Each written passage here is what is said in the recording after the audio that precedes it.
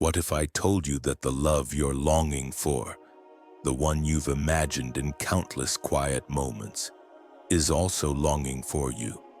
Not in 6 months, not in 10 years, maybe not even tomorrow, but very soon. So soon that you won't even have time to doubt it, to question it, or to prepare in the ways you think matter most. But here's a truth that most people overlook, a secret rarely shared out loud. It's not love you should be chasing, it's preparation you should be seeking. Because in Islam, nothing happens by accident.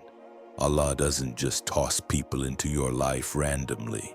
He sends them with wisdom at the perfect time when He sees that your heart, your soul, your character are finally ready. Sometimes the delay is not because the right person hasn't come yet. It's because the right you hasn't yet emerged. So if your heart feels unsettled, if your spirit feels like it's standing at the edge of something unseen, something important, pause and stay with me. Because what you're about to reflect on may completely shift the way you wait for love. And even more than that, it might accelerate the very arrival of the love you seek. First, let this sink in. Love doesn't descend when you're physically polished. It arrives when your heart becomes obedient, when it aligns itself with surrender to the will of Allah. Close your eyes gently, breathe deeply, and ask your soul this sincere, quiet question. Am I ready to love in the way my Creator expects of me? We often convince ourselves that we're ready. We look at our reflection and we check boxes. I'm attractive, I have a stable income, I've achieved things. We think love should find us easily, but the mirror only reflects the surface. Heaven sees what's hidden beneath. And in the unseen realms, love is not granted based on how polished you look, but how purified you've become. It's for those who've rinsed the stains from their heart, for those who aren't just seeking to be filled, but who are ready to pour, ready to uplift, protect, guide, and be guided in return. You might have looked at others around you, friends, cousins, strangers, and wondered, why them? Why is their love story unfolding so easily, so beautifully? You may think it's their timing, their beauty, their luck. But often the real reason is this: they prepared their hearts not just for romance, but for obedience. If you desire a love that anchors you to Allah rather than pulls you away from Him, then start pulling away from the distractions that pull you away from Him. Because a heart that's busy being tied to many will never recognize the one soul that heaven wrote for it. In Islam, love is not a random encounter, a flirtation, or a feeling to indulge. It's a mercy, a responsibility, sometimes even a test, and above all, it's a mission. And Allah only assigns this mission to hearts capable of carrying it without drowning in emotional attachment or idolizing the one they were gifted with. So ask yourself with honesty, is my heart stable enough not to collapse into neediness? Is my soul strong enough not to replace Allah with a person? Can I love without crossing the boundaries of obedience? Most never ask these questions, and yet it's these very answers that open the gates to divine encounters. Do you want love to come swiftly? Then stop preparing just your appearance and your career. Start preparing your soul.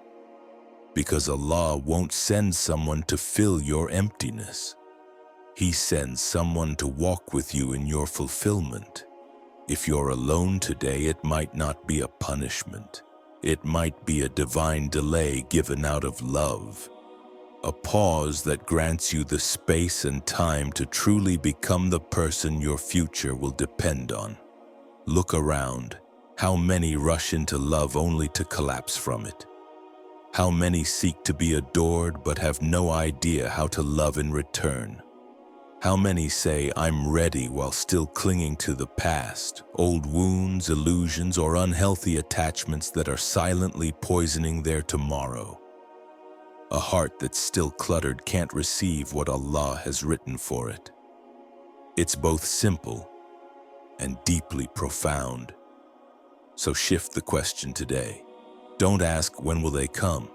Ask, "Is my heart ready to welcome someone without harming them? Have I released what no longer serves me? Am I afraid of love, or afraid of surrendering to what Allah asks of me in love?" And if you feel a stirring in your chest, a sacred unease, a whisper that says, "Prepare," Ta'ara, listen to it. Because maybe it's not love that's distant. Maybe you're still too burdened to welcome it. Remember, love won't arrive when you look ready. It will arrive when your heart is ready to obey. Allah isn't waiting for you to be perfect, but He's waiting for you to be honest with yourself. You say you want sweetness, but have you dealt with your own bitterness? You ask to be understood, yet have you ever truly understood your own soul? You're looking for companionship while your inner world is still limping. How do you expect to build something sacred on a cracked foundation? Why seek someone to love when you haven't yet healed enough to love properly? Pause. Be still. Look inward, not into the mirror, but into the rooms of your soul. Are you truly emotionally stable, or are you just desperate not to be alone? Because if you're chasing someone to rescue you, that's not love.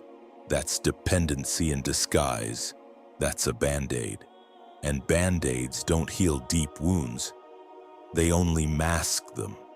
And masked wounds wound others. In Islam, marriage isn't a shelter from loneliness. It's a platform for elevation. And if you haven't yet faced your demons alone, you'll only pass them to someone else in the name of love. What you ignore today will show up in your future partner tomorrow. But this time, the pain won't be yours alone, it will be shared. So no, it's not selfish to take the time to rebuild yourself.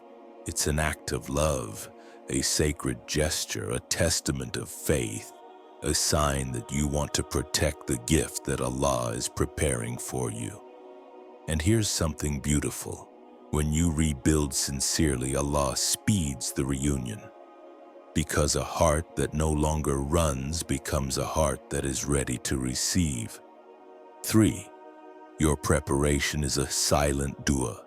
There are prayers that can't be put into words, supplications that don't reach the tongue but shout from the soul, and Allah hears those best every time you silence your phone instead of falling into distraction. Every time you lower your gaze and walk away from temptation. Every time you deny your heart to someone who wouldn't guard it in halal. You are making dua. You think no one notices, but the heavens do. Your discipline is seen. Your hidden sacrifices glow in the unseen. And every small act of righteousness becomes a call to the divine, an unspoken plea that says, "I am ready. I trust you. Send the one you've chosen at the right time." You don't need to tweet about it. You don't need to post Quran quotes with hashtags. Allah sees what no one sees. He hears the sincerity in your quiet exhaustion. He watches the struggle behind your restraint. And He always responds.